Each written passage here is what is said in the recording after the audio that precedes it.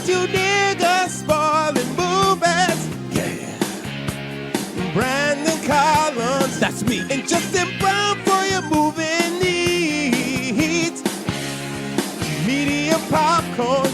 Woo! You haven't seen it, well, we're gonna spoil it. Spoil it in your face.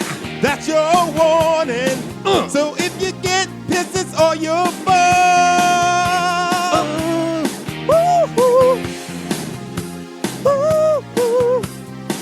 Medium popcorn. Beady, beady. What's up, you little biscuits and sun-dried tomatoes? It's your boy Eddie Collins, a.k.a. Brandon Collins.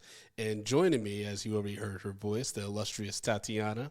Thank you, thank you. To help me break down Deadpool and Wolverine. Now, Mr. Brown is, taking care of his family. He's on parental leave right now. So we're covering the show and going to talk about the news entry into the Marvel Cinematic Universe. Now, here's the thing, folks.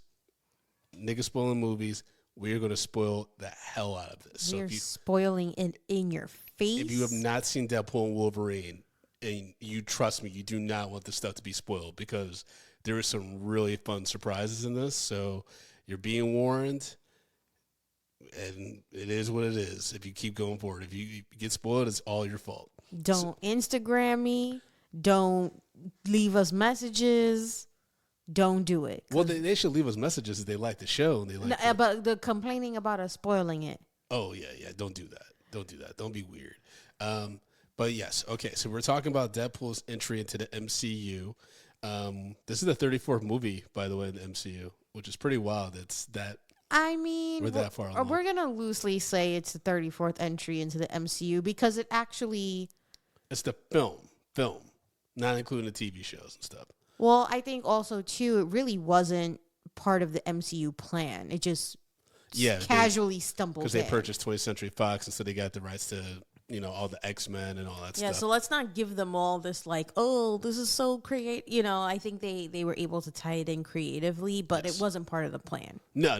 But so here's the thing, folks. If you're wondering it's weird because if you're wondering what you have to see before Deadpool and Wolverine, then this is going to be spoiled for you, but it is what it is. You definitely should see at least, we're talking about just the TV shows. Obviously you should see the films, but TV shows, you definitely need to see Loki season 1 at the bare minimum. Yes. I would say, because you need to know about the Time Variance Authority, the TVA. You need to know about some of the people that work there and what they do, because that's really important to the story. They don't go deep into what the TVA does in the movie, but it is helpful for you to kind of understand some things and connect the dots with some characters that pop up. Yes. Things like that. I think if you have so we talked about this because we were at a press screening, and there were an older group of men. I don't want to say they were a couple, but maybe they were. I don't know.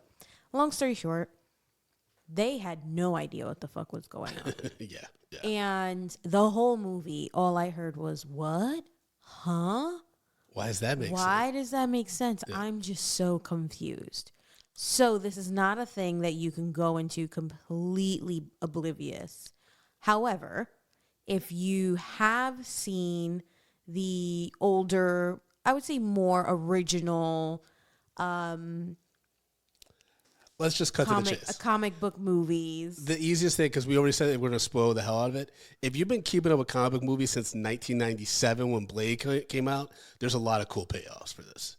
Oh, absolutely. But I also think, too, and paying homage to these older movies and whatnot, whether you liked them and thought they were good, bad, ugly, whatever. Yeah. Whether, Michael B. Jordan is your favorite Johnny Storm or not. The whole point is that you do have to have some of that knowledge to also have those payoffs too.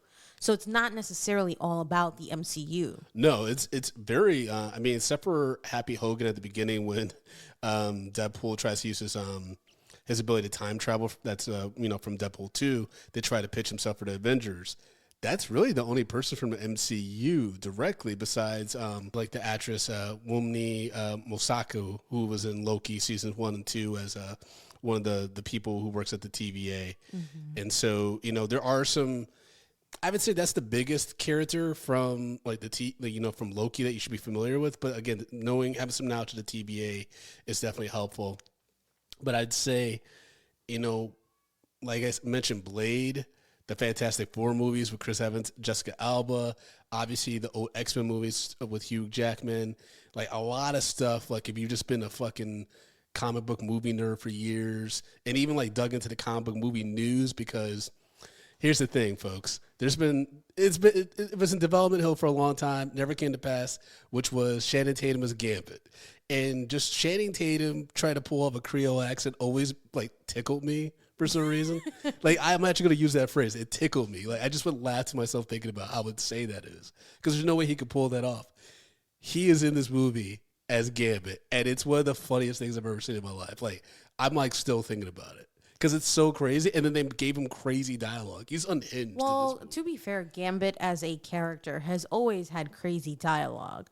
Yeah, he's crazy, right? And in the animated series, because that's the only thing we would have as far as like language, and in the animated series, he wasn't very audible at all times. Yes, that's true. So even X-Men 97, it's kind of like, I think I'm glad we have subtitles. It just makes me wonder, like, I don't know that Channing Tatum would have been a bad Gambit simply because he wasn't very like straightforward, pitch perfect. It's just the character who he is. I mean, they gave him some great action scenes too to show live action Gambit and what that could look like, which was awesome. I mean, I think in general the fighting scenes in this movie are really good.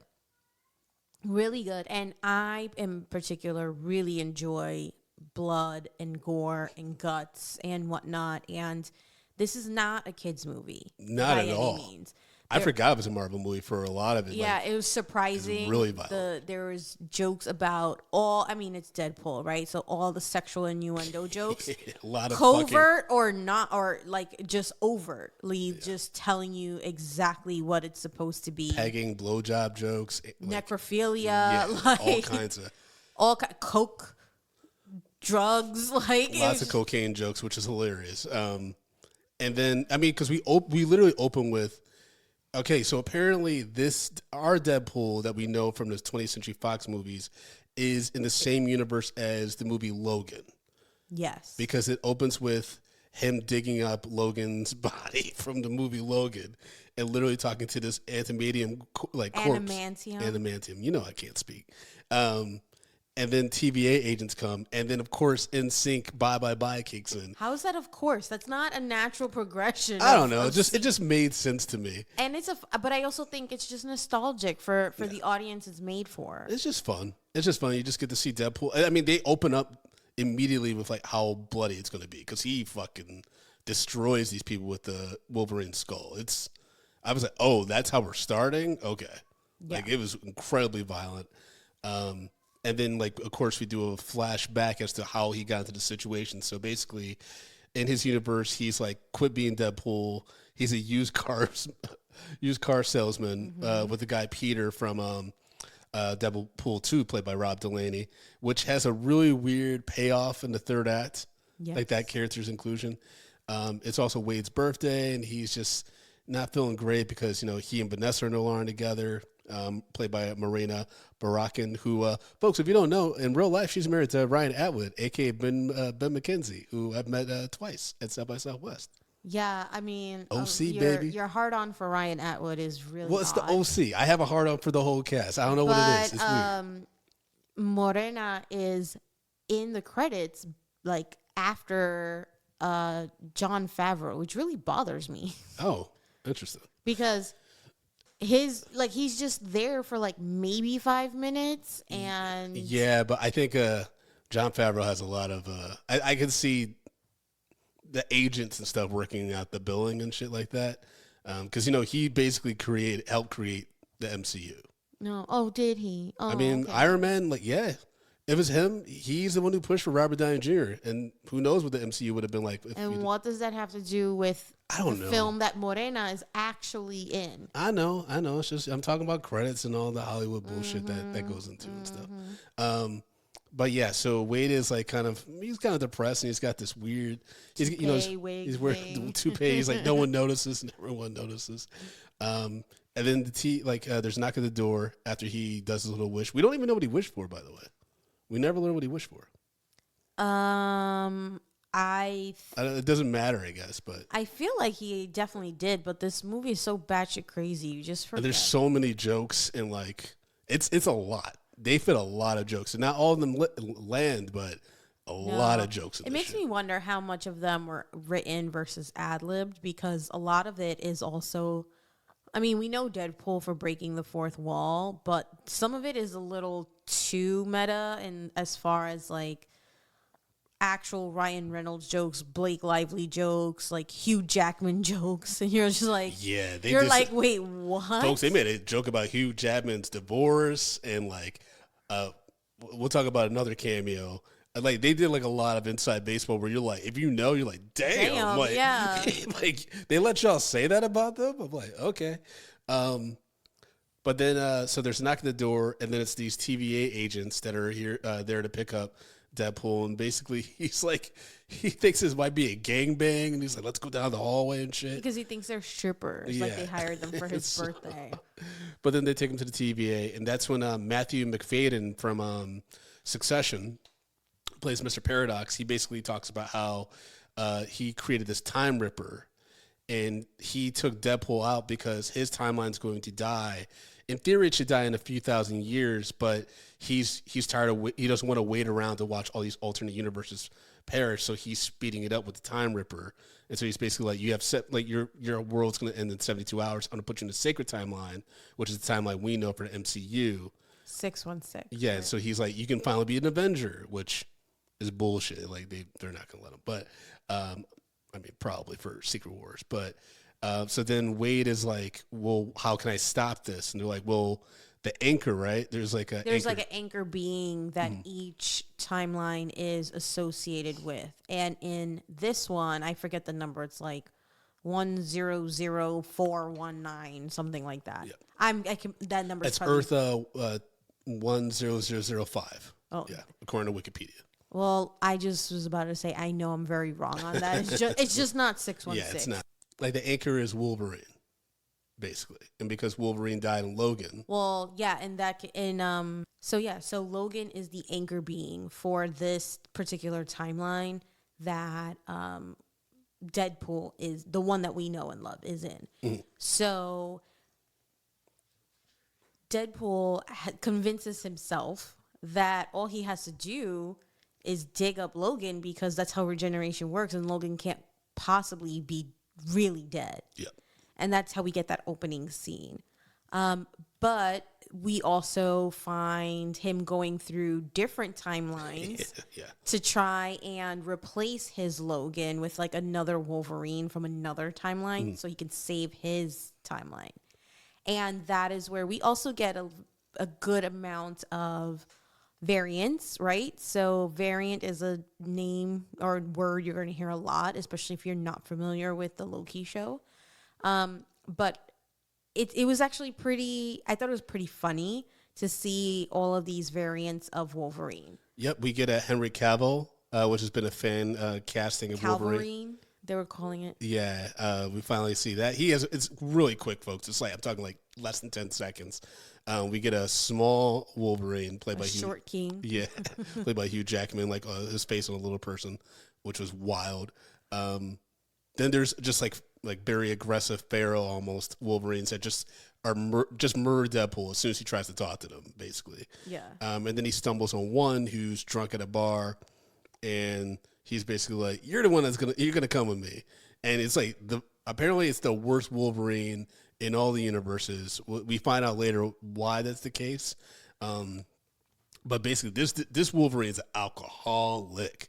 Like at one point, he's jonesing so bad he just starts drinking rum and alcohol. Like, I mean, which what a lot of alcoholics do, though. Yeah, but it explains why Hugh Jackman constantly looks so sweaty in the trailers. Well, he kind of had like that alcohol sweat, you know. Like, I mean, I wouldn't know about that. Hugh Jackman's also older. Yes, which they joke about, you know, like him doing these movies till he's going to be 90. Ryan Reynolds is like, this is going to keep you till you're 90. Basically, like say you're going to be a slave. Like, there's a lot of meta jokes that are just. I was surprised that Kevin Feige would sign off on this stuff. Because I'm like, I get it, we're going R-rated territory now, but this is like, I'm like, Jesus, man. Like, I mean, I think that there's no way to introduce Deadpool into the MCU and still keep it Disney. It's just not going to happen, because then you compromise the character, and there's a lot of like "F you Disney" jokes too, which I was actually surprised. I thought it was going to be more like, we're just not going to talk about Disney. We don't talk about Bruno. And they like were head on about Disney, about Fox, about the acquisition. there's a lot of fuck you Fox. I don't know what 20th Century Fox did to Ryan Reynolds, but I mean, the battle scene in The Void at the beginning, when they get there, there's like a broken down 20th Century Fox logo. Like, he says, get fucked, when they're like, oh, you're going to join the sacred timeline and stuff. Like, it's pretty aggressive, but it also could be like, you know, tongue in cheek. Yeah. I don't know. But, so basically, Mr. Paradox, when Deadpool returns to TVA with Wolverine that he has, he's like, that's not going to help. Like, it doesn't matter.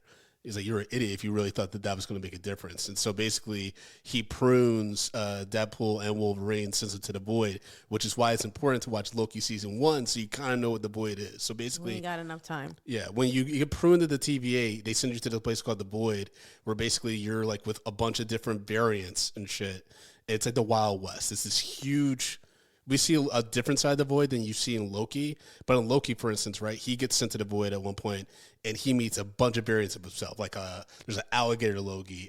There's a baby kid Loki, older Loki. Like, it's all kinds of different Lokis. And so that's kind of what happens here, where it's a bunch of different variants of superheroes we know and love that are in this Void. And so they end up like in a Mad Max kind of desert, initially getting a fight together, you know, against each other. Yeah. Because the reason why Deadpool is able to convince Wolverine to go with him is like, I can take you to the TVA and they can help you go back in time and fix what you did, whatever you did in your universe. Yeah. Deadpool's bullshitting, but he's just like, let me do what I can to save my universe. So then Wolverine realizes that, and they get a huge fight. And it's fucking just, because they're both invincible, they're just going at each other. Yeah. I mean, it's an amazing fight scene. I think it's one that we miss from the traditional MCU movies, because they're not about like straight up like hurting, slicing and dicing and trying to kill. That's just not how the Avengers work, or anybody else that's Avengers adjacent. So this fight scene is actually really good. I kind of wish it went on just a tad longer, but the interruption is top notch.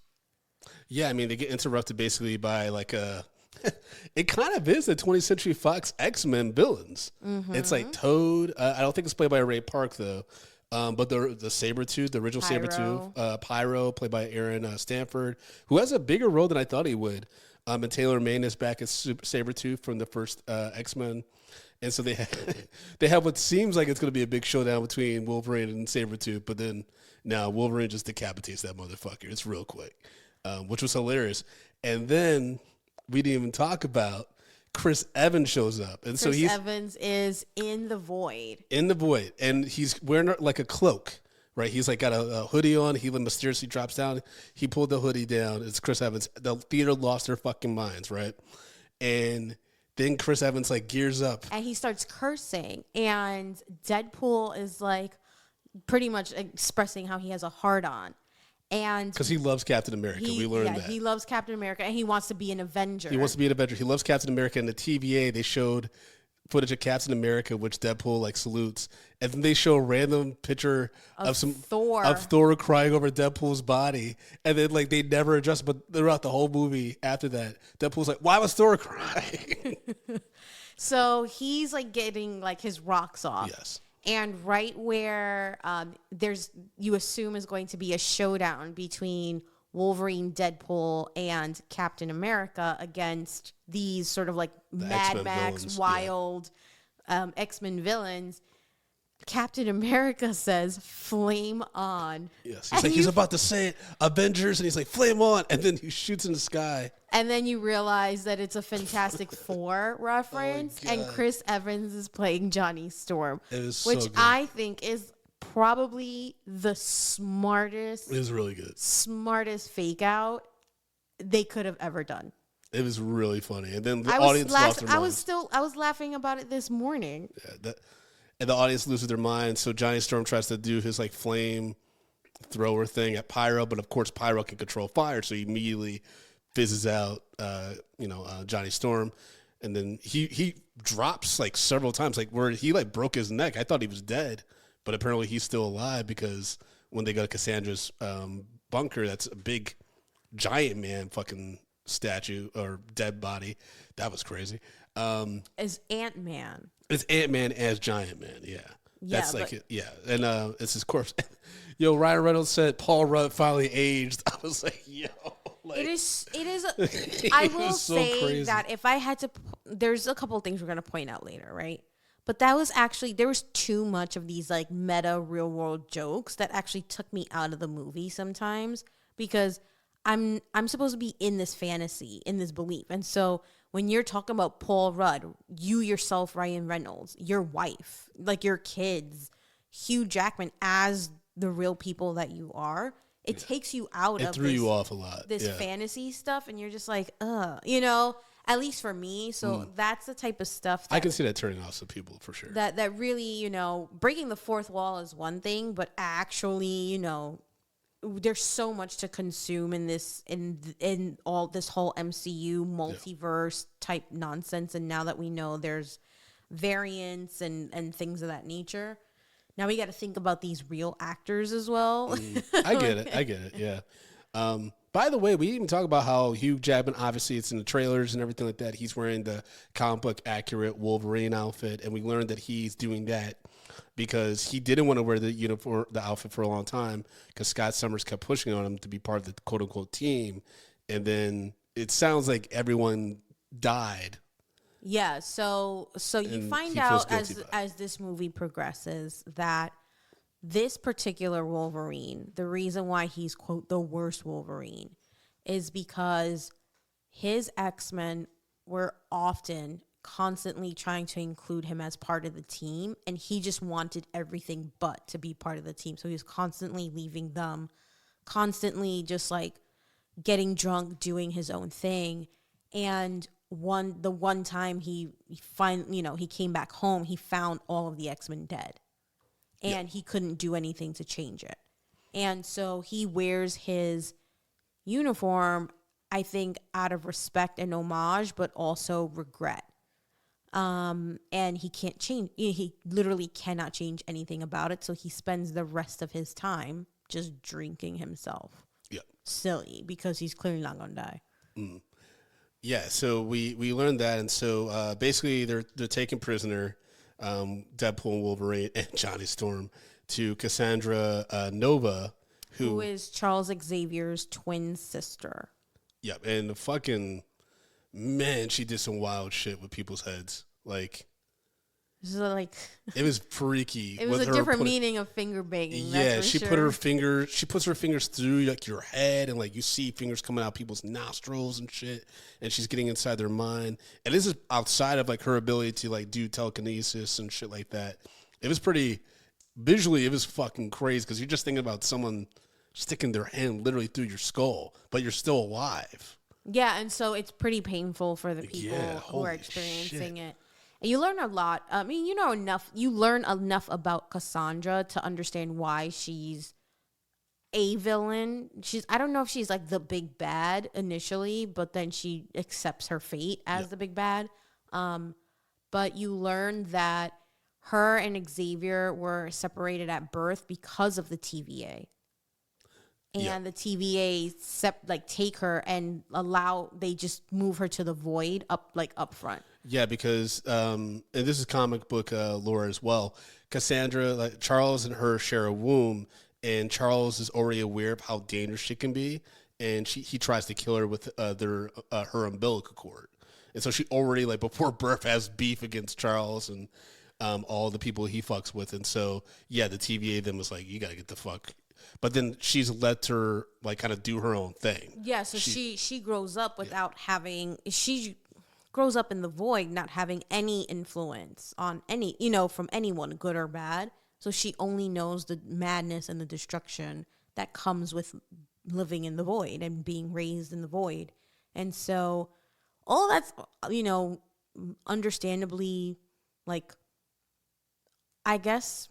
I mean, she's kind of like a tyrant, though, because remember, Johnny Storm's like, you either work, like, if you're in the void, you either work for her or you're like her enemy. Like, you want to make sure you never cross paths with her, basically, if you're not going to work for her.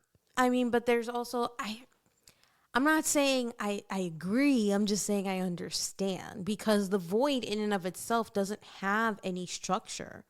And so if you're sent there, It's the Wild West, yeah. at birth Yeah. to fend for yourself, then of course, what do they expect her to find? Her fucking homemaking, knitting scarves and flipping pancakes? Like, Yeah, I mean, it's understandable how she got there, and basically a lot of people who are outside of her circle, they want to try to get near her because the rumor is that she has the ability to get you out of the void, right? yes. And so that's why people are like, I want to get back home. I want to get back to my universe or whatever.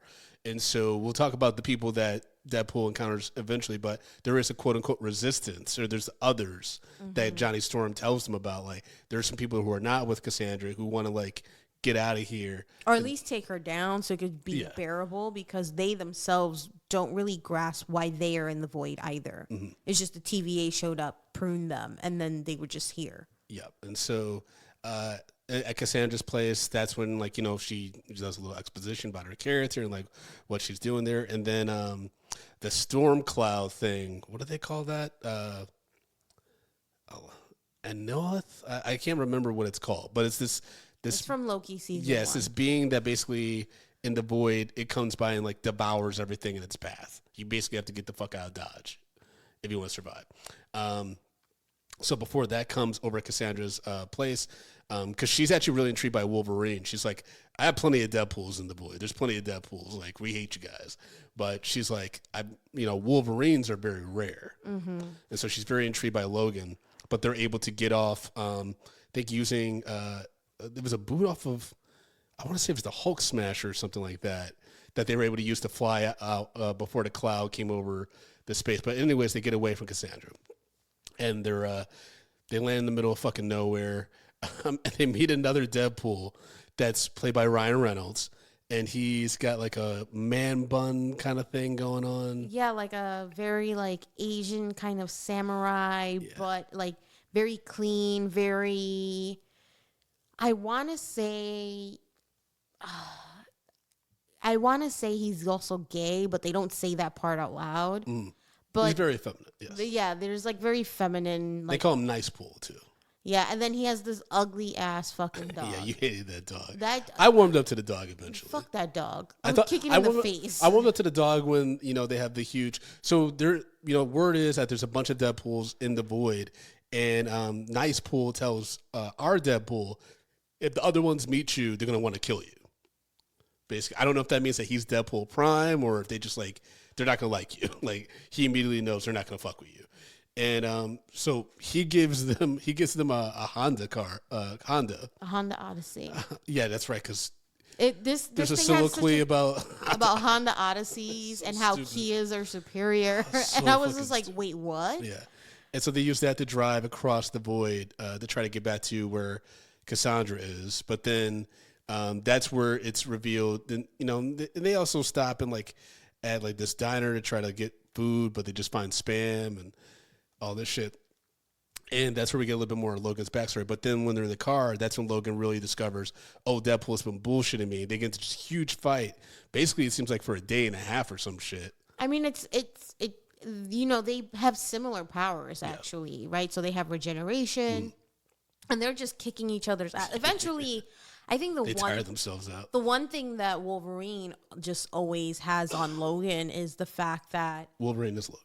You mean on Deadpool. Deadpool. You're right. Sorry. Wolverine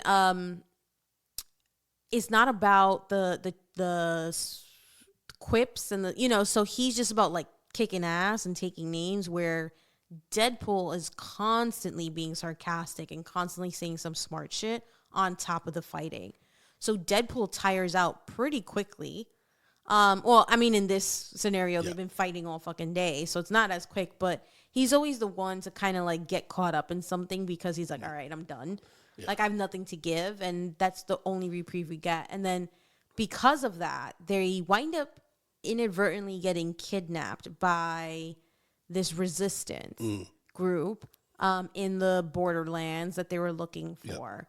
And I particularly anticipated that this particular character was going to come out because they mentioned it, which is the oh my gosh, what are they called again? The grounding being? No, lies.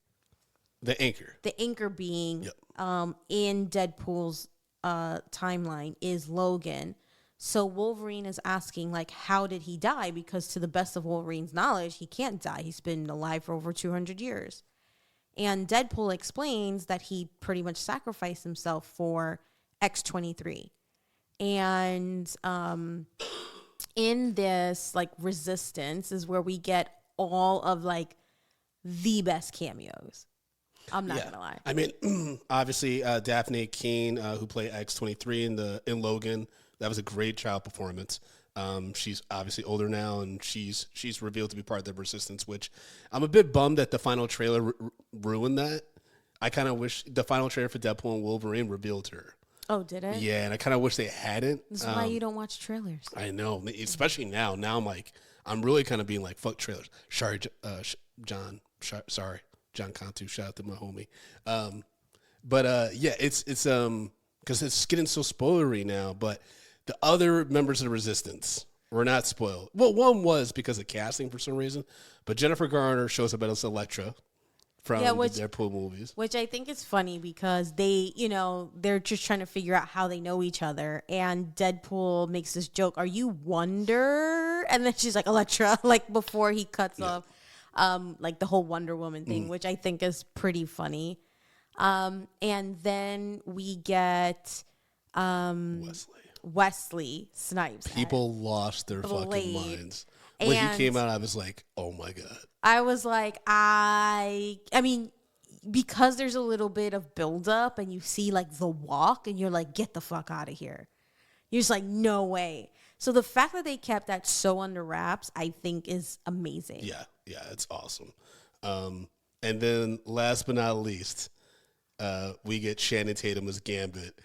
And then once he started talking, I was just like, this is everything I wanted and more because it's so crazy. All the while all this is happening, by the way, Wolverine's just in the back just drinking. He's just getting hammered. And Deadpool's like, what is going on? It's just that's when things kicked up. I was like, oh shit, this is already like pretty good. And that's when I was like, oh, they got Wesley back? Like, holy shit.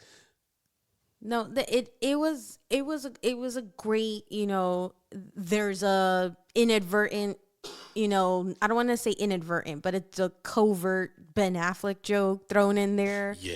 Which, is like, damn, there's just so many little like nuggets in these interactions. And I was like, these are fun cameos, and I was not mad at them. I obviously know the movie is called Deadpool and Wolverine. I was kind of biding the time to see how long they would be on the screen, because sometimes with cameos they're kind of like a flash in the pan and then they're gone. I was surprised by how long they actually were on screen. Yeah, I would say like not as long as Andrew Garfield and Tobey Maguire No Way Home, but they were in it quite a bit till the beginning of the third act, basically. And their fight scenes, because what happens with this group of resistance, they basically get the lowdown from Deadpool and Wolverine, and they're like, bet, we're gonna help you, because what else do we have to do? And Deadpool sort of lets the cat out of the bag that Johnny Storm is dead. We didn't even talk about that. We did not. We didn't even talk about Cassandra. Okay, so Deadpool basically, he says that Johnny Storm was talking all this shit about Cassandra, like call her like all kinds of names. I can't remember specifically what he said, but he's very, very specific in his language, and it's all vulgar as fuck. And Johnny Storm's just like, I didn't say that. He's fucking lying. Cassandra rips this dude's skin off of his body. He looks like Hellraiser. Mm-hmm. And then so color Johnny Storm is dead. He's just a pile of guts and bones and shit. And everyone in the theater was like, what? I was like, that's when I was like, okay. So this is like, they're going hard R with this. And for me, I'm like, I don't know if you can put the genie back in the bottle after this with the MCU. Because it's like, it's going to be really hard for them to find a balance, with including Deadpool and anything going forward now. Well, You know what I mean? I mean, part of this movie was also if you're listening to this before you watch it, you definitely have to pay attention to the surroundings, because there are little nuggets and like Easter eggs, right? So there is a newspaper article while they're like getting ready to fight, talking about Secret Wars. There are like things in the background, like buildings in the background, you know, alluding to the fact that the Avengers are kind of sort of dead in some ways or another, or a variant of theirs or something to that effect. So this is something that really tickles you. Yeah.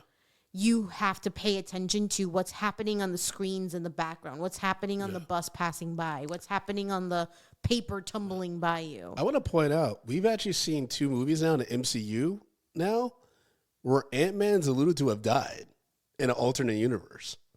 Between Ant-Man 3, where King's like, oh, have I killed you before? Like, and then this one, you know, obviously we see Ant-Man's dead corpse. That's like, you know, where Cassandra hangs out. So it's really interesting to like hear all these different alternate universes kind of talk about how Avengers get killed in those. Well, I mean, I think one of the biggest things to note with Ant-Man is the fact that he's just a regular person who has a special suit. There's nothing in his DNA that we've been told that is making him special. Yeah. Right? Watch out, Sam Wilson. So with that being said, eventually he will expire. That's not a surprise.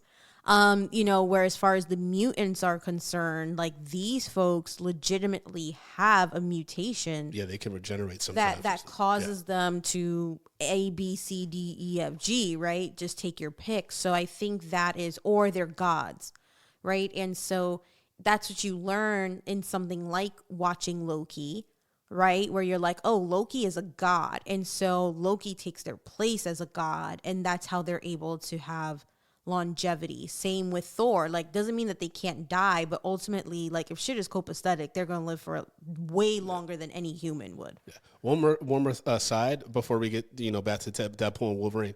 I would encourage you folks to see Loki seasons 1 and 2. Season one is really, really good. Season 2 has ups and downs, but I think the end of season 2 of Loki, I think it's going to be really important to wrap up this multiverse stuff.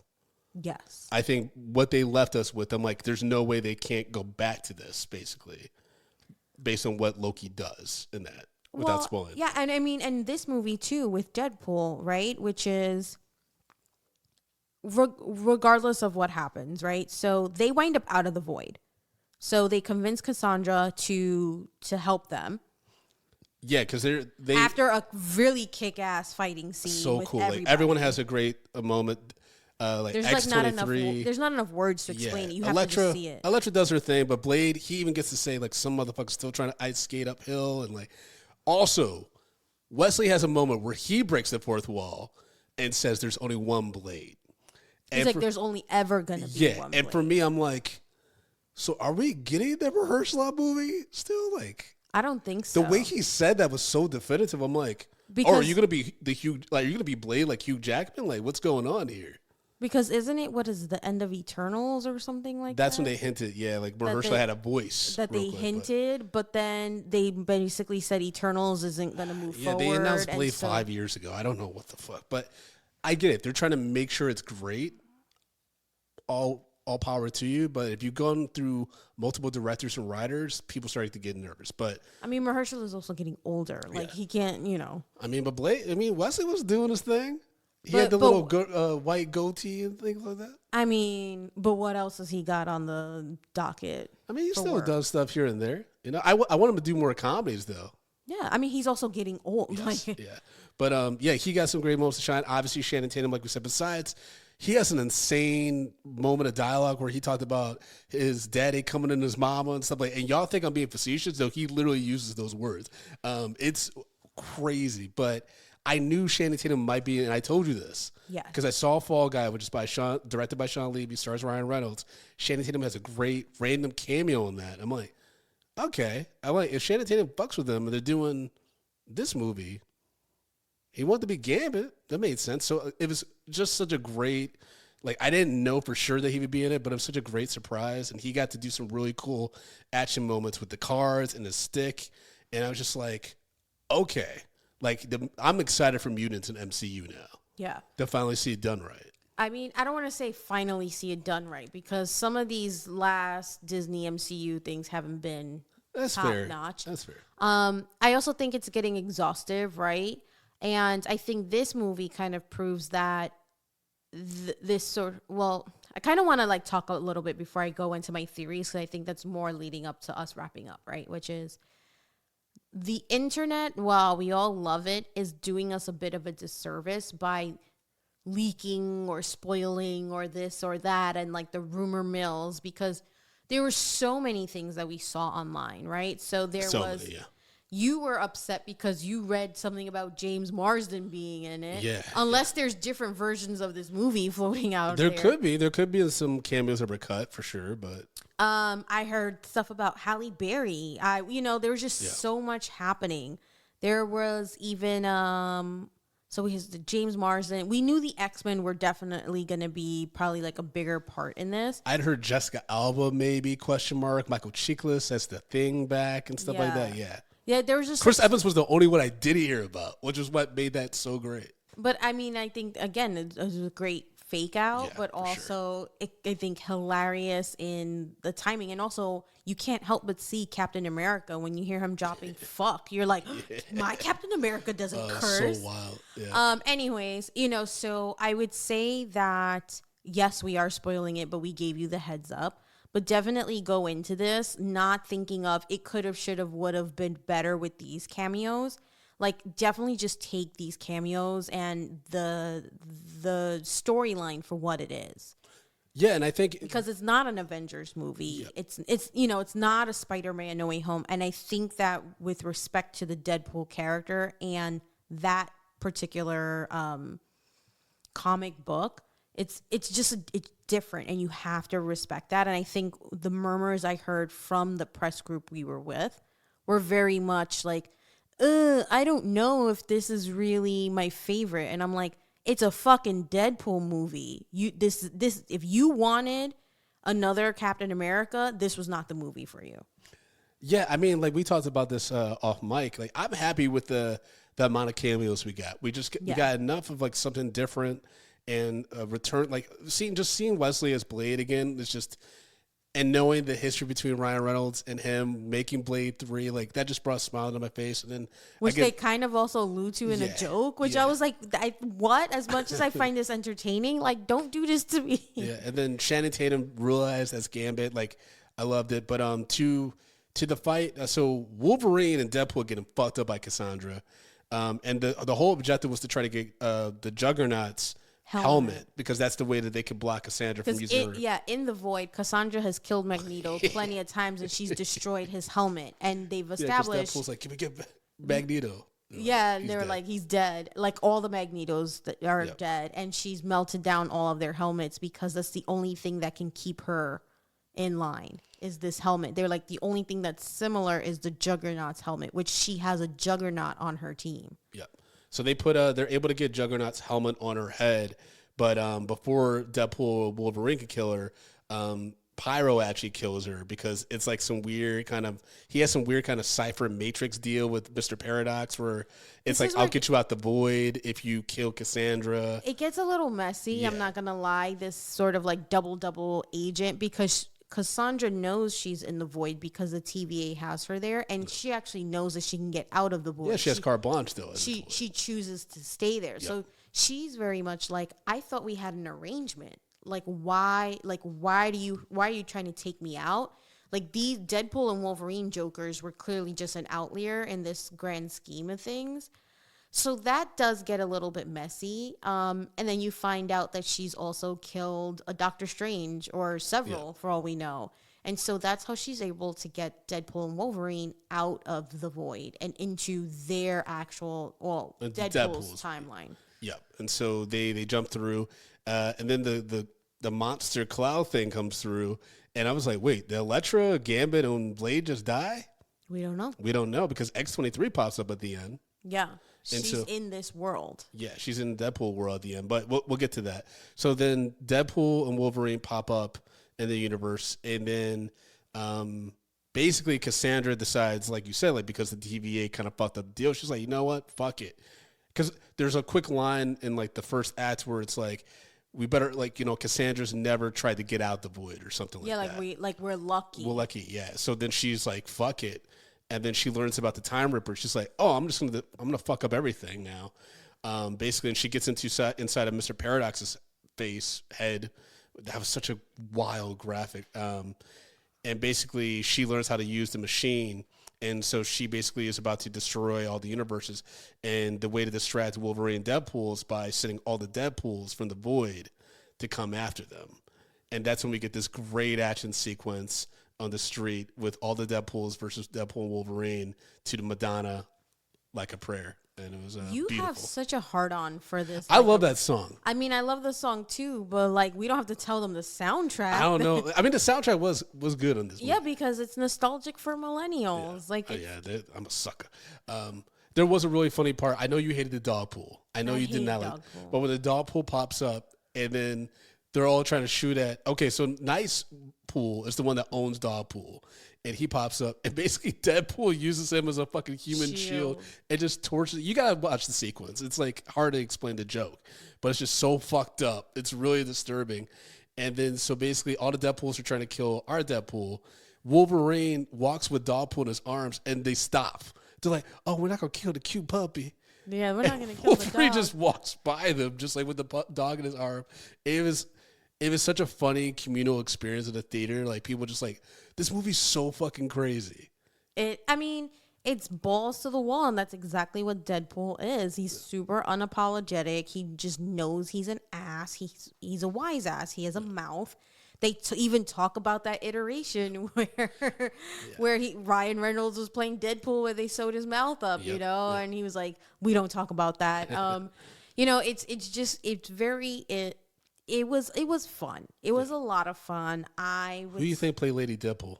Oh, Blake Lively. If they didn't, it was a missed opportunity. Yeah, I know a lot of people thought it might be Taylor Swift, but like, why? No, that Deadpool wasn't like the most curvaceous, but like they definitely have more meat on their bones than Taylor Swift for sure.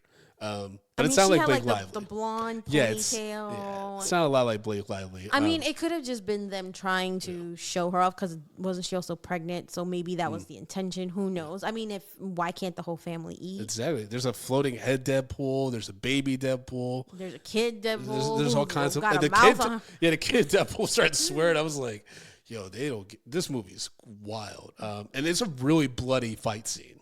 Oh yeah, I love it. And apparently Nice Pool is the only one that doesn't regenerate, we find out. Yeah. He's the only one that really, really dies. But then basically Deadpool and Wolverine are able to get away because Peter shows up dressed up, Rob Delaney's character, shows up dressed up as Deadpool, but all the Deadpools love their Peter in their universes. Yeah, in their universe, they love their Peter, and apparently he's the same Peter. And he has the same voice, and just from his voice, they're like, "Oh, yeah." It disarms all of them. So and he's able to command this like sea of Deadpools, so that his Deadpool can continue with whatever the mission is. Yeah, but so basically, this is where, like you said, it gets messy because it's basically like there's antimatter and matter and the Time Ripper. Well, that's gonna matter, but because the antimatter and the matter is something that is prevalent in Ant-Man. It's something that I believe they touch upon in the Hulk. There's just a lot of little things that you have to carry over from other movies to understand. Like, while you may not understand the science of this particular contraption in this timeline, it's likely going to be the key for something somewhere else. Yeah. And so they talk about the antimatter, the matter. We were talking about the TVA, and even just like jumping, like just because Deadpool needs a Wolverine in his timeline, his anchor being is gone. So bringing in a new Wolverine wouldn't have mattered. Doesn't fix it, yeah. It doesn't fix it. And so this whole going back thing, or like trying to fix it, is important to the whole multiverse timeline scenario as well. And the one thing that, and this is where things kind of get wrapped up a little in a nice bow, right? Which is although Wolverine and Deadpool have been protagonists in this particular movie, they've also been like anti-heroes towards each other, if that makes sense. Yeah. And so this is where we spend 90% of the movie of them like just stumbling, like it's very much like a Scooby-Doo fucking mission too. They're just like stumbling into the right spaces. They're not actually like figuring anything out that's of substance. And this is where we find that they like have to, the answer was them that they needed to work together this whole time, which does feel very Disney. Of course, yeah. But also very homoerotic for this like ending scene where we finally see Hugh Jackman with his shirt off. Yeah, I mean, it brings full circle, Wolverine's arc with like working as a team, and then Deadpool's arc of like putting himself in a position where he's the hero that people need versus like it needing to be about himself. Yeah. Basically. And so they come together even though they know that they might die trying to destroy the Time Ripper and stop Cassandra.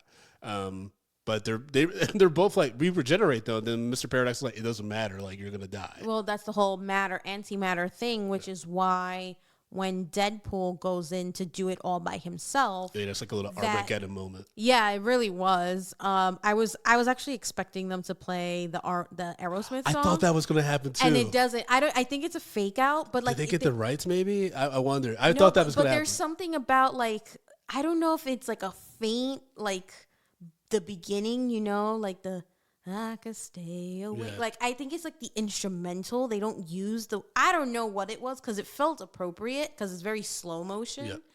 Anyways, long story short, that did not happen. We're just adding our 2 cents there. But Deadpool's convinced that he has to do it because it's his timeline. And so because it's his world, he's the one who has to do it. But he quickly realizes from Mr. Paradox, right, who establishes that the whole matter antimatter thing would destroy the person trying to do both. And so Wolverine inserts himself into this space. So only one is really connected to the antimatter. The other one's connected to the matter. And then together they are together forever. Yeah, they're connecting. So it's it is very much like we said, it wraps it up in like this cute little bow. Deadpool becomes the sacrificial, lamb because he calls himself the MJ, the Marvel Jesus, the whole time. Which is all like a double entendre for like a bunch of stuff. And we actually do see a Wolverine crucified at one point, right? Yeah. In one of the variants, this movie was crazy. And so, and then Wolverine, the whole like being part of a team, et cetera, et cetera. I'm not going to lie. It is a little creepy when Wolverine puts his mask on. Yeah, that was weird. But I think we worked. spent so much time watching Wolverine never have a mask on.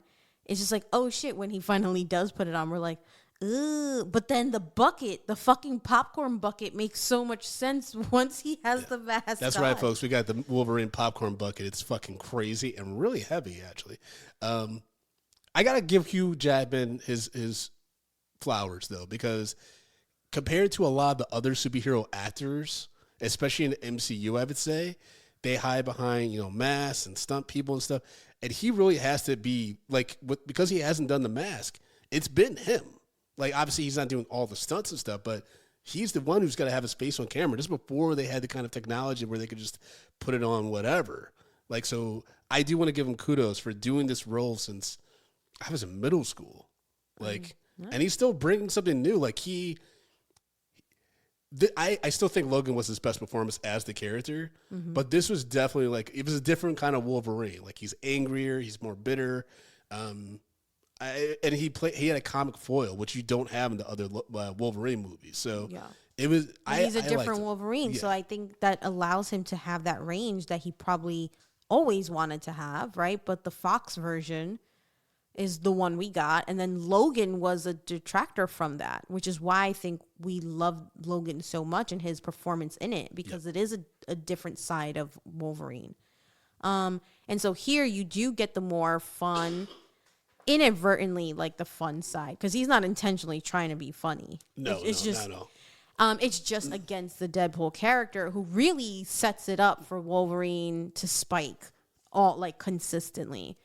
Yeah, because he's kind of the straight man at Deadpool. Yeah. And then, there's jokes about him in the uniform, him not being able to work out. And then finally we get the abs. And it's still questionable on whether those are actually his abs or not, because the way they shot it. The way they shot it is one thing. And then the effects in this movie are not really up to scratch. There's some shaky stuff for sure. Yeah. But I do want to call out one callback. There's a TVA agent who is like hunkering for Deadpool. Like, it's very weird, and it has a great callback to in the third act with this TVA agent.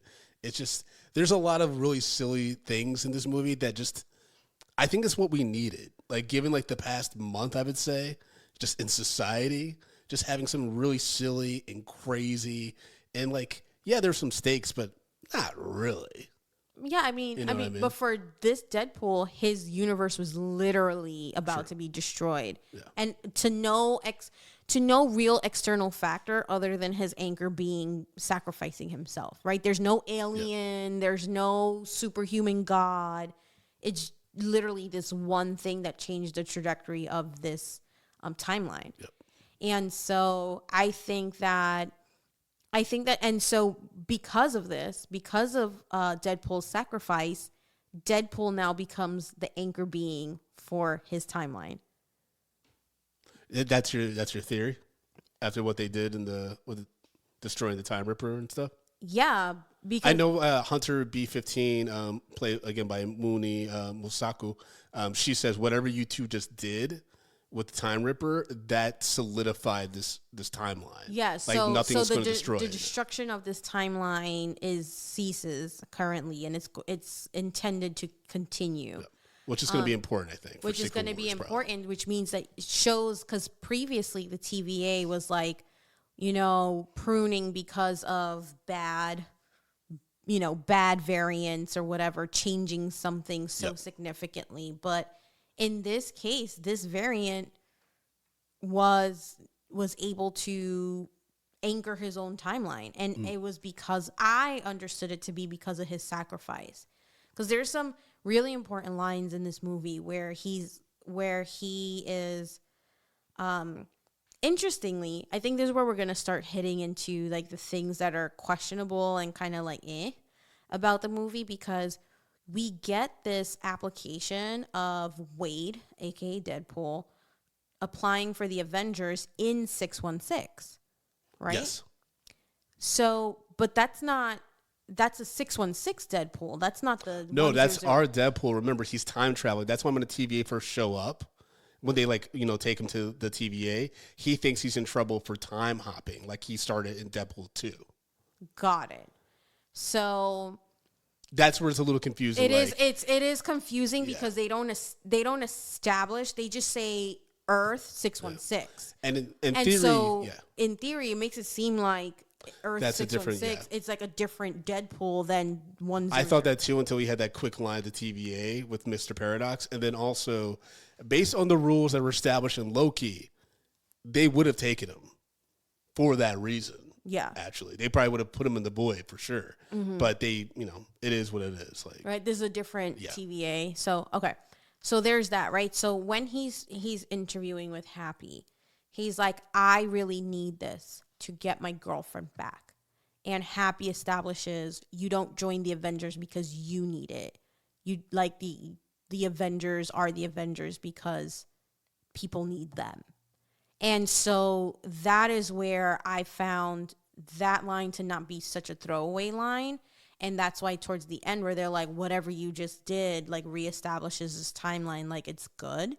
And so it's like, it's because he's no longer self-serving. He actually did this with the intention of saving the whole timeline, not just about him. Because he was willing to die to save his people. Yeah. And he even kicked Wolverine out the door. So it wasn't like, oh, if I'm going, we all gonna go. Yep. Right? But I'm gonna die trying. It wasn't like that. It was like, you need to stay here because if I'm not here, they still need protection. Yeah, and it made sense when Wolverine popped up and like they kind of canceled each other out, so they were both able to survive it. And then Wolverine decides to stick around in the universe. We don't know for how long, but they're setting it up where when the sacred timeline needs them, they'll be able to call in Deadpool and Wolverine. And even I think Ryan Reynolds even has a line at the end where he's like, "Till you're 90, like they're just sticking together." So, and then like I said, X-23 is there as well, and so it wraps up in a little bow, which is fine. Yeah, I mean, it does leave a couple questions because the post-credit scene doesn't really answer a lot. It doesn't answer anything, if you ask me. Yeah, because post credits we just get to Green Day, Good Riddance, right? Yes. Where it's just behind the scenes of everything from the first Blade to the Fantastic Four movies. They even had the Miles Teller, Michael B. Jordan Fantastic Four. What else do they have? X-Men, obviously. X-Men, all the X-Men. All the X-Men, yeah. The James Logan. McAvoy, the Patrick Stewart ones, the Wolverine movies, obviously. I feel like I'm forgetting. Daredevil, Elektra. Not the Netflix versions. My God. But it's if actually. Ben Affleck had popped up, that would have been too much, actually. But it's important. I mean, he probably couldn't contractually because who knows what he's doing in Warner Brothers. Well, they even said that with Chris Evans. They had a quick joke where Ryan Reynolds said like he knew what he was doing to the budget. Yeah, which is true because he's out of his contract. So that cameo wasn't cheap. Oh, when he dies, he's like, "Oh, thank God." he was killing the budget. But yeah, and then the post credit scene is similar to what they've been doing these fucking Netflix dating shows where it's like, well, did they really say that? It's like, we don't know. And then at the end of the season, they're like, let's show the real conversation. And they do that for Johnny Storm where he really did say all that crazy shit about Cassandra. Yeah. So we don't, this isn't a post-credit scene that's going to tell you anything about what's coming down the pike, which, is obviously intentional. They put it there. I don't know that they even know what's coming because of the whole phases, right? The strike, Jonathan Majors, that whole thing. And then also with all of these, like what we're calling like the core MCU folks being out of contract and what that could possibly mean. There's no new class really, right? Yep. Like they've been trying to establish that with these shows, but unfortunately the comic book fandom nerddom isn't really super accepting, which is so fucking ironic considering this whole comic book superhero mutant thing is about acceptance and being different, but okay. Come at me. But anyways, I will say that the one thing that I took away a lot of things from this, but the one thing that really stands out as like the bigger takeaway is kind of like all of it matters and also none of it matters.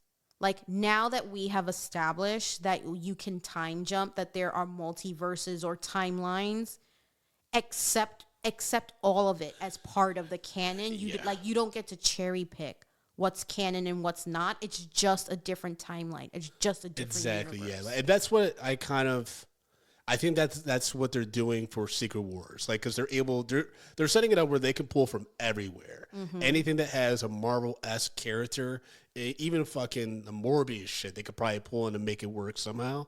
Yeah. And then Secret Wars, it's going to be a soft reboot of everything.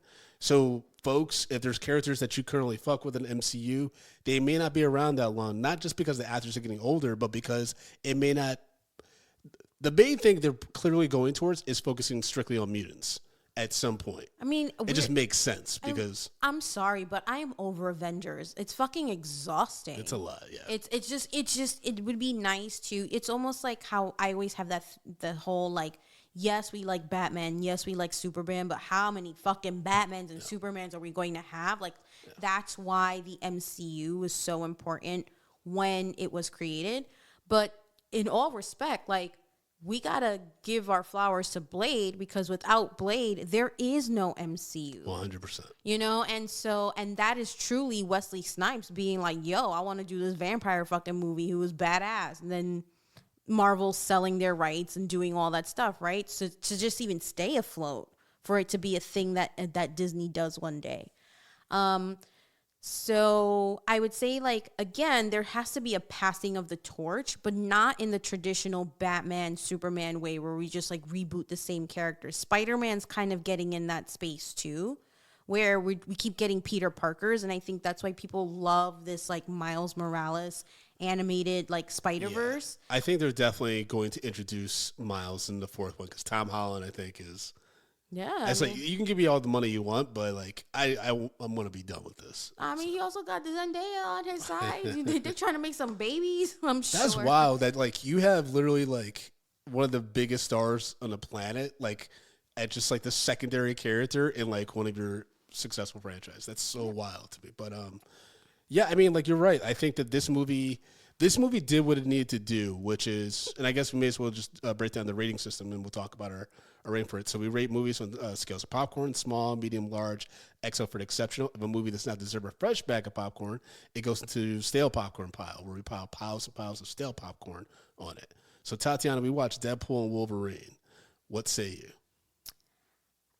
I feel like in future medium popcorn episodes, I might kick myself in the ass for this. And there are movies that I love. Even with all of its shortcomings, it is getting an extra large. Wow. I know, right? Like, I'm surprised you didn't have a little soundbite of some smart ass shit from Deadpool. And, I don't give out extra larges very easily. I will finagle the system to be like, it's a large with M&Ms and flavor.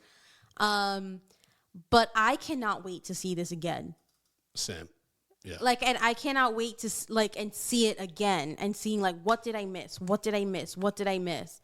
And even these jokes, like I woke up this morning being like, flame on. Like, it's so stupid, but so good. And I don't know. I'm thinking like, it had me thinking of even other things of like Space Jam 2. And I'm like, how the fuck did Space Jam 2 shat the bed and like all the extra cameos of doing the things?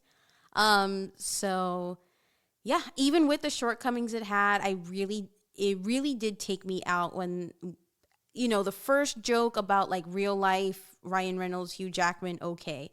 But because they were like, they're not even sprinkled, they're littered throughout the movie. Those times really took me out. And I was just like, oh, I really wish that didn't exist in there for me. But the audience enjoyed it. The audience around me enjoyed it. And so that is something that I don't want to take away from people who would enjoy something like that. Even that ugly ass dog. Yep. I get why people would love it. And so even with the effects, but I gotta be honest, I don't know that the other Deadpool movies ever had good effects anyway. So I think it's Deadpool doing what Deadpool does. Yes. And what it always has. And it didn't stray away from that. And I actually think it like doubled down on like, no, this is a Deadpool movie. It's not a Disney movie. It's not an MCU. You're just actually lucky that you're taking us, because this Deadpool movie was probably going to happen with or without Disney in the MCU, right? Yep. So I think it's very much like this is still a Deadpool movie. Disney is lucky to be able to use this movie to reset or, recalibrate whatever the fuck it is that they got to do to make their shit make sense, since they made it so convoluted. Yeah, I mean, I think that my rating, I'm also giving an XO. I think Sean Levy, Ryan Reynolds, and Hugh Jackman, they were in their bag. They knew exactly what they wanted to do. There's a lot of writers in this movie, and it makes sense because there's so many jokes a minute. But Ryan Reynolds, like for me, like I'm like, I get his comedy sensibility through and through. He's a wild, unhinged dude that plays it straight. And that's kind of what makes it so funny. Like, and I think that that's why Channing Tatum for me as Gambit, he didn't overdo it. He played that shit straight, and it made it even crazier. And like the fact that I have both that and Blade back as Wolverine, like Blade as Wolverine. I mean, Blade. Wesley Snipes as Blade. Like, I couldn't believe I gotta see it again just because I was so like shocked by like finally seeing this come to fruition. And that they pulled it off, and it wasn't spoiled. And again, the Chris Evans cameo, it's just a lot of fun. It's a little over 2 hours, so there was some stuff that maybe could have been trimmed a little bit, but it was a lot of fun. And there's some great payoffs, especially if you've been following the stuff for as long as I have since I was a kid. And even just like the geeky movie news and shit. Like, I wonder how many people knew that there was a Gambit movie with Channing Tatum that just never got made. And so to know that and to see this paid off, it's different than the dream casting of John Krasinski as Mr. Fantastic or Henry Cavill as Wolverine. It's like, this is like a thing where you're like, oh, I wonder what that could have been like. Yeah. And then you actually see and you're like, I don't want to see a full movie of that, but this is just enough in the right movie where I'm like, I'm perfectly satisfied with that. Yeah, I definitely agree. And I think one of the things that I think translate well is, and I could be totally wrong, because unlike you, I stay away from the internet and movie news for this type of stuff. I like to go into these movies as blind as possible so that I don't have any influence from whatever review, etc., right? But they genuinely, they give off like they had fun making this movie. So much fun. Like, so much fun. Even when Channing Tatum is a bumbling fucking idiot in what he's saying, he sounds like he's having fun saying nonsense. You could tell after every take, because the way they shot his scenes sometimes, you could tell that probably everyone around him was probably cracking the fuck up. Yeah, it's giving like what I would kill to see those outtakes. Yes, yeah, is like wild. And not just Channing Tatum, but like even Wesley when he was saying what he was saying, and they were just like giving him the space to do it. But they genuinely, it comes off like it's a fun movie because they were having fun. 100%. And because I think Ryan Reynolds really loves this character and wanted to do justice because Fox fucked it up when it was introduced in X-Men. So yeah, I would say that I cannot wait to see it again. I mean, I don't want it to start streaming anytime soon because it's definitely $1 billion movie. Yeah. I mean, it's the most expensive R-rated movie ever made, but it's going to make back its budget. Yeah, this is going to be huge. I mean, I'm definitely, I mean, I don't know how old your kids are. Be very, very cautious. It is, I wouldn't bring anyone younger than like 14. Yeah, I mean, and even then, there's some real fucking sexual jokes that are like, what? Not even that though. I mean, like they have swords in Wolverine's claws up asses, like and nuts. But that's what I'm saying. It's like there's a lot. I think the blood and guts aside, like even the jokes that hit are like so over a certain age group's head. Yeah. Like I don't know that the young people would even enjoy it as much because they're not going to get it. I mean, I don't know about young people nowadays. But we did get it. Tatiana, thank you so much for doing this bonus episode with me. Please tell the listeners how they can follow you on the social medias. You can follow me on Instagram at Boricua Collins. And y'all can follow me on Instagram and Threads at Frodo_Blackens. Come out to my one-man show, Air Seinfeld's on Friday, August 23rd at the Soho Playhouse in New York City. You can get tickets for that at FrodoBlackens.com. And as always, you can follow Medium Popcorn and Medium P Podcast on all social media platforms. Be sure to go to YouTube.com/Medium P Podcast. Push that subscribe button so you get alerted about all future reviews and celebrity interviews. And if you're feeling extra generous, you like our content, and you want to support us, go to Patreon.com/Medium Popcorn and get hundreds and hundreds of bonus hours of content. $2, $5, $10, and $15 tiers are available. You can even try out the $2 tier for a week, see if it's worth it. I think it is. We have a lot of interaction on there. We have a lot of amazing content. Join the Patreon family, patreon.com/Medium Popcorn. If money's too tight, just leave us a 5-star review on your favorite podcast application. We will read it on the show. But Brandon. Yes. Are there any mugs or magnets? Oh, yeah. If you want to get some swag, tpublic.com/Medium Popcorn. Go over there, get some fun stuff to put on your fridge or, put your coffee inside. Yeah, my laptop is covered in all of our stickers. That's and right. People are constantly like, what is that? And I'm like, oh, it's a good icebreaker for sure. Yeah, I've done that too. Like when I go around with the T-shirt or like, the stickers of mine, they're like, why do you have a version of yourself that looks like Charlie Brown? I'm like, oh, funny you ask. Let me tell you about a little movie review podcast. And you all should be doing that too, talking about Medium Popcorn to all your friends. All right, y'all. Thanks again for listening, and we'll talk to y'all soon. Oh, you're not going to call me baby? You just call Justin baby? Yeah, that's a special thing between me and him. We are married. All right. Justin, if you listen to this, I'll talk to you soon, baby. Peace. Bye. Medium Popcorn. All right, little biscuits, sun-dried tomatoes. Hope y'all enjoy Tati and I's review on Deadpool and Wolverine. But do not fear if you're wondering, what's Justin think about the movie? Because Justin saw it this afternoon, just in time for our released episode. So, Justin, tell the people, what you think about Deadpool and Wolverine? First of all, I just want to start out by saying that Ryan Reynolds is out of his goddamn mind. That's right. He is out of his fucking mind. Like, this movie is just pure fucking Ryan Reynolds madness, but in all the right ways. I felt like he really was just like, all right, if this is the last one I'm doing, or if he's coming back, because they had this, spoiler alert, this weird Thor and Deadpool scene. He's definitely coming back for Secret Wars. Yeah. He has a big part to play in that. So, like, if he was just like, I'm going to go all out. I'm going to go all out. Him and Hugh Jackman, they have great fucking chemistry. And like it was like a pleasure to watch them on screen together, having fun. There was so many ridiculous little Easter eggs in this film, and like it's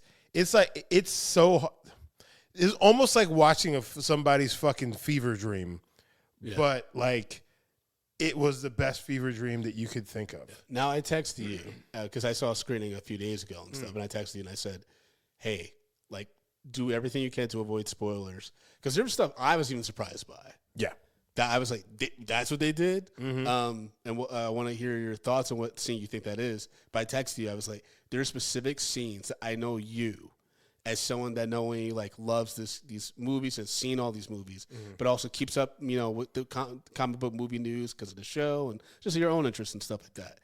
And so you know what that scene was, right? What the scenes were, right? yeah. So yeah. So Which one was the first one you were like, this is what Brandon was talking about? So at first I thought it was Chris Evans. What is Chris Evans? Chris Evans popping Steve up. Rogers. Yeah. Huh? As Steve Rogers. No. Wait, okay. Yes, it is Chris Evans. Yeah, it's Chris Evans Yes. as Johnny Storm Yes. from the Fantastic That's one of the Four. scenes, yeah. Yeah, so that I was just like, so at first I thought it was Steve Rogers because he was wearing a cloak. And also, He's wearing red and blue. It's very like his arms are. Yeah. I'm like, oh shit! Wow, they got him to come back and do this, and this Johnny Storm was like, oh wow, that's fucking nuts. Tati figured once he started swearing, she's like, what? Like when he started cursing, and then even Deadpool was kind of like, huh? And then when he was like, oh my God, he's gonna say it, avenge, and he's like, flame on. Our theater lost it. It was fucking crazy. And then when Wesley Snipes walks in.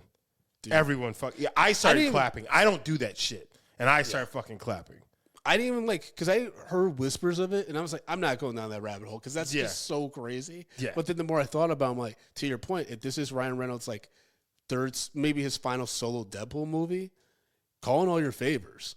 And if you already have this notorious Blade 3 story, how great would it be to bring the dude back? And the fact is that he's, they make a reference to the fact that, you never liked me or something like that in the movie. Like, I'm like, oh my God, this is perfect. And, Wesley's out there, like he played the role and like he did a great job with it to the point where I'm kind of just like, what'd you think of his line to the camera where he said there's only one blade, there's always going to only be one blade. And then Ryan Reynolds is looking at the camera. Yeah.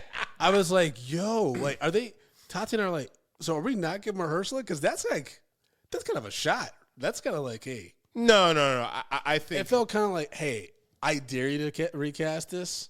And then it's like, or rehearsal, you better bring your A game. Like, no, honestly, I think that, everyone knows, like, and he knew that there's a Blade movie's coming. But it was just like they were just doing that fourth wall break where he's just like, is anybody going to tell him that there is a Blade movie coming? You know what I'm saying? I love that little dig. Yeah, there's a lot of digs. Oh, yeah, there's a lot of about digs. Divorce, people being divorced and shit. Yeah, but then hold on, you know what it is. You know what it is. Channing Tatum. Coming in as fucking Gambit, unhinged. I mean, unhinged, dude. I mean, as soon as you saw him, you knew, like, because we've talked about it, I think, on the podcast where we're like, he would have a crazy Creole accent, and It's like he leaned into it. It was so great because the dialogue they gave him was insane. Oh yeah, When he was like, I didn't know about daddy, but I'll shoot out like his dick ready. Like something like that. Like I shot out of his dick just ready. He was like, basically, I have no backstory because I never got a movie and no one knows who I am. I'm like, didn't he say he was like, I don't know, I might have been born here. Like, he was like, I don't even remember my universe. Like, I'm sorry. Can you please stop? Ryan Reynolds is like, what? Who's your dialect coach? The Minions? Yeah, and that's the other thing about this film. Like, there was a ton of times where, like, openly just cackling. Yes. Like, and everyone around me, everyone was just having a really good time with this film. And did you stayed for the post-credit scene? Yes. Yes. With the truth is revealed. Holy shit. That's so funny. It's just so, he's like, so dumb. Tell us more, Johnny. I mean, Ryan Reynolds was in his bag. I mean, here's the thing though. If you don't like his shtick, then like you're not gonna enjoy this movie. Yeah. Like from minute one. But you know, from the beginning scene when he's killing the TVA dudes with the antimedium. He's dancing to fucking to NSYNC, bye bye bye. I was just like, they just had so much fun on this. Yeah. I mean, like it's kind of unfair because, like, as an actor, this is the film you want to be in. This is what you want to be a part of, and like just watching the film, I was kind of just like, oh man, I wish I could have been on set for this because it's like it seemed like this is the most fun that any of these actors could have had. I can't believe they kept that on the wraps. Oh yeah, a lot Like, of the things that happen in this film. Electra. Well, I knew about Electra because I actually think Hollywood Reporter leaked that. Okay. But I didn't know about Chris Evans because the things I kept hearing were Jessica Alba and Michael Chiklis back as the Thing. That's what I consistently heard. I didn't even hear Chris Evans at all. I was like, maybe at the beginning, like, oh, they could bring back Chris Evans as Halloween Torch. I'd be like, that's weird. Yeah, well, I mean, fucking X-23. Yeah. Also, that girl, she was okay. She grew up. Yeah. But it was interesting seeing her. I wish they hadn't spoiled it in the last trailer. Yeah. But that was a nice surprise. But of course, the biggest ones were like, I mean, Wesley, everyone lost him. All the black people were like, yo. Yeah. Like, and then he looks dope with the fucking with the gray. Mm-hmm. Yeah.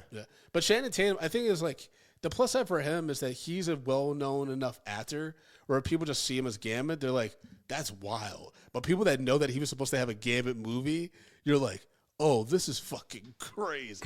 I wouldn't want a whole movie of that, I don't think. Even though those action scenes were pretty dope. Yeah, they were. But also at the same time, so crazy. That comic accurate outfit was fucking nuts. Yeah, he looks crazy in person. He looked, and that fucking it's almost like they just had a bowl of gel on the top of his head. Like he looked so fucking nuts. Yeah. He looked so nuts. I did laugh though really hard because we saw it, folks. We saw Tati and I saw Deadpool and Wolverine earlier today for the second time, and when he gets out that car and Cassandra's like, World or whatever the fuck that is, and he's like, "Oh yeah, y'all gonna remember me?" He's like, "I've been waiting for this a whole long time." Like just saying insane things. Oh. But that's again. Channing Tatum looked like he was having the time of his life. Yeah, for sure. Like he was really fucking enjoying it, and and I loved it for him. I really loved it for him. Oh, what'd you think of the Henry Cavill popping? You know what?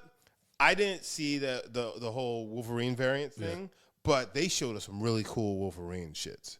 Like the Henry Cavill one, that was pretty cool.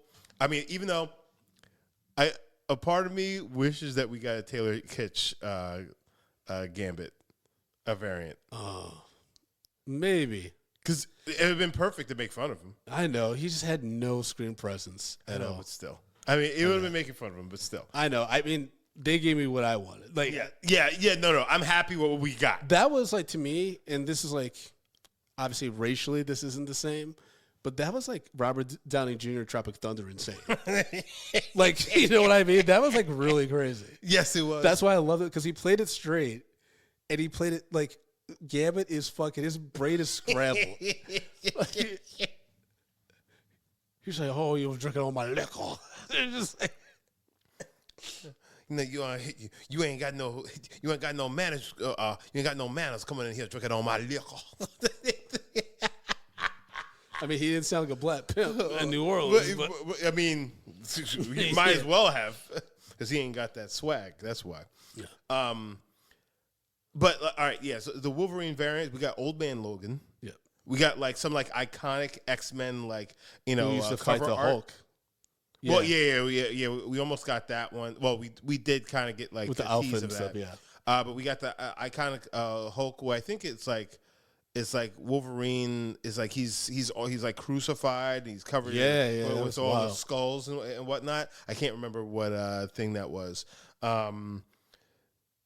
We got like kind of like that's the Savage Hulk, the one he's in the alley with. Like, so we got some really cool variants. I was just like, oh man, like they really dug in here. And then all the fucking Deadpools were nuts. Yeah, that fight scene to like a prayer on the bus and all the blood and carnage. Like for me, I'm like, oh, Kevin Feige really let y'all just do whatever the fuck you wanted.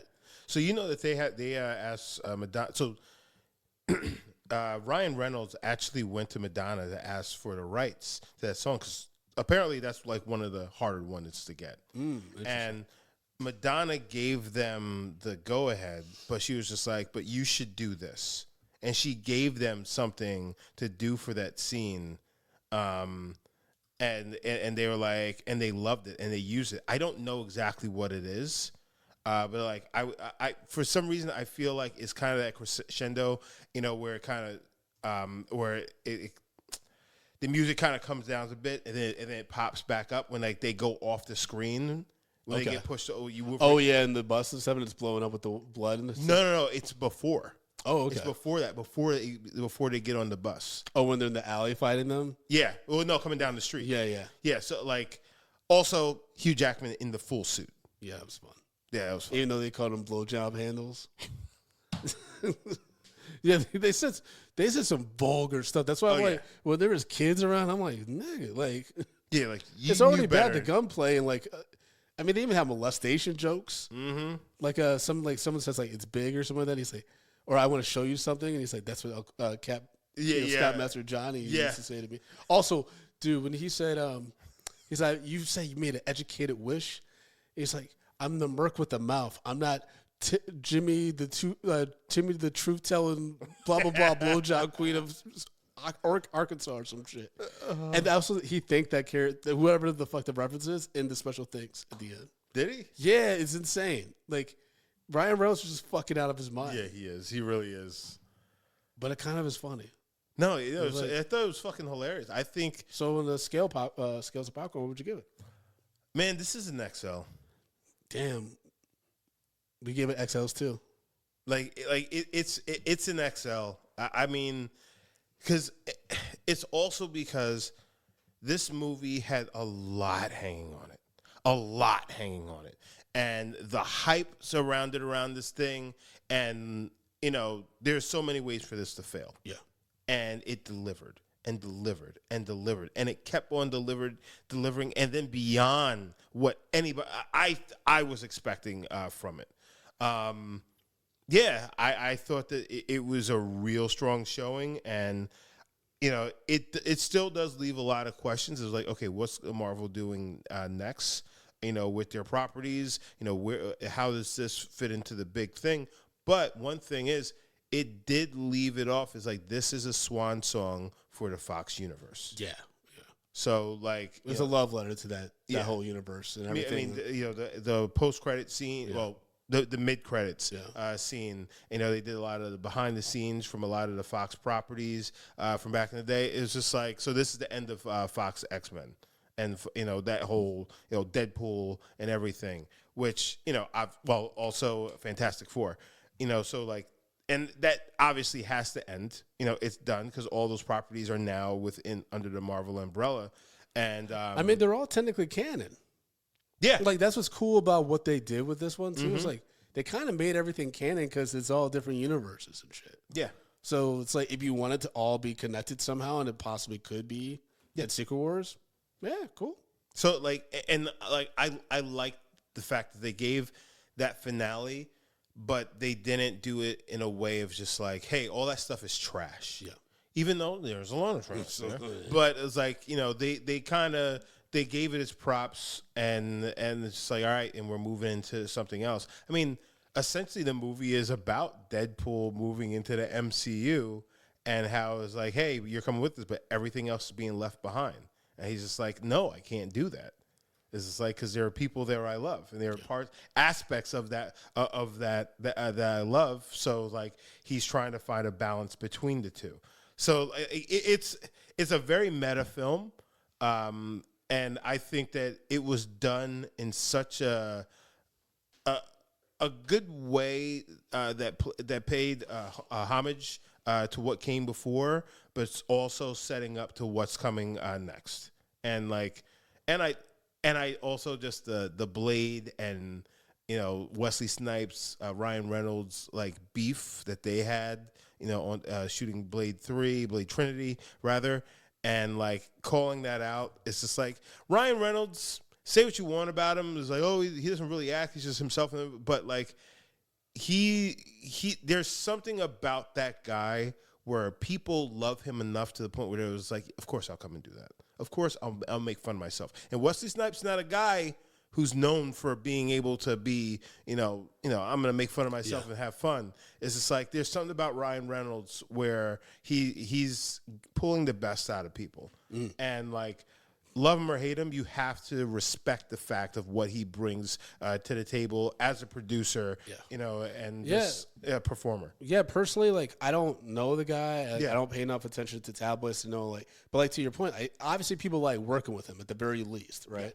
Yeah. Even though I've heard that he is very serious about his comedy, which is ironic.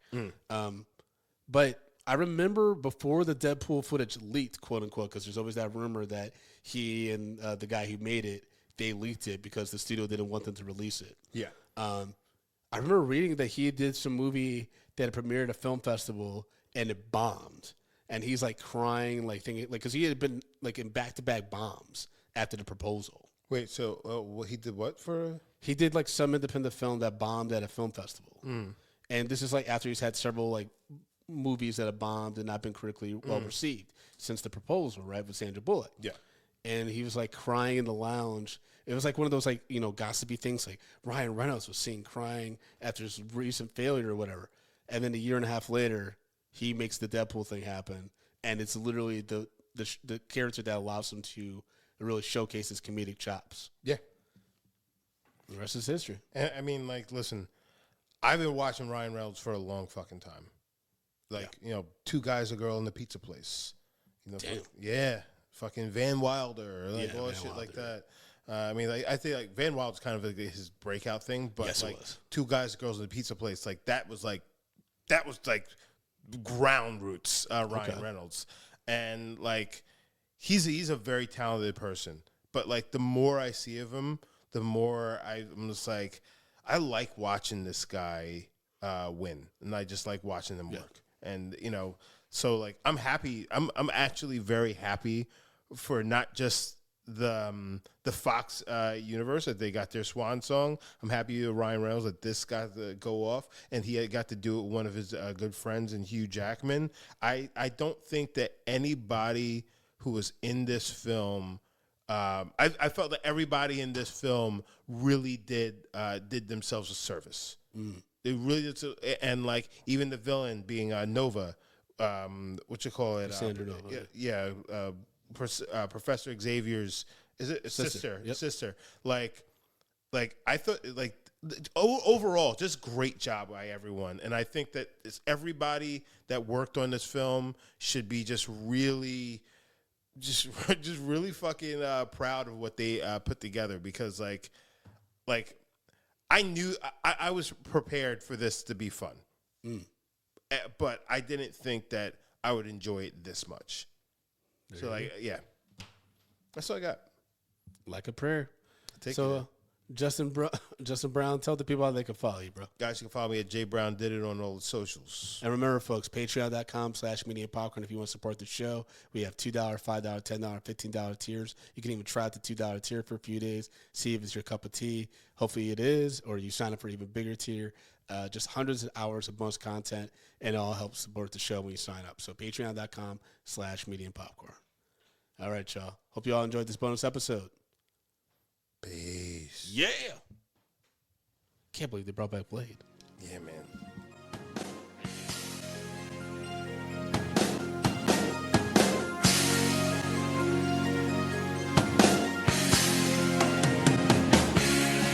Medium popcorn. We are two niggas spoiling movies. Yeah. Brandon Collins, that's me. And Justin Brown for your movie needs. Medium popcorn. Woo! You haven't seen it, well, we're gonna spoil it. Spoil it in your face. That's your warning. So if you get pissed, it's all your fault.